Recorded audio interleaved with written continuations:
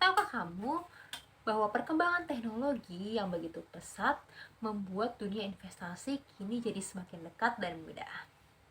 Masyarakat yang ingin berinvestasi kini tidak perlu harus datang ke bank atau ke perusahaan sekuritas untuk melakukan investasi.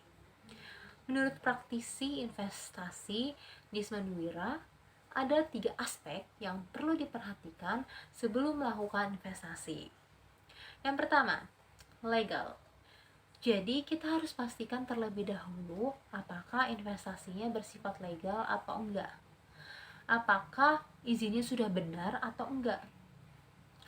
Kini banyak sekali masyarakat yang kebobolan dini mengenai legalitas ini. Kalau kita sudah mengetahui bahwa investasinya sudah legal, maka kita akan semakin terhindar dari investasi bodong atau penipuan. Yang kedua, logis. Pastikan penawaran investasi yang diberikan bersifat logis. Investor harus memahami istilah high risk, high return. Apabila investor ingin memperoleh return atau pengembalian dana yang tinggi, maka investor juga harus mengambil resiko yang semakin tinggi juga.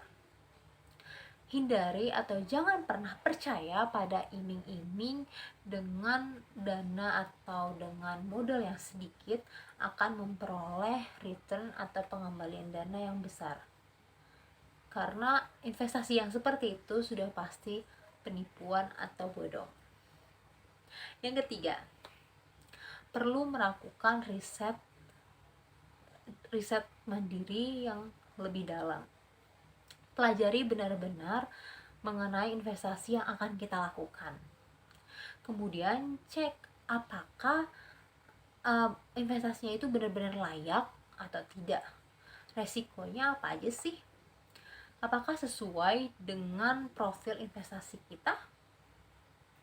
Selain ketiga cara tersebut, ada satu lagi, yaitu kita perlu bertanya kepada pihak-pihak yang memahami terkait investasi dan juga bersifat netral.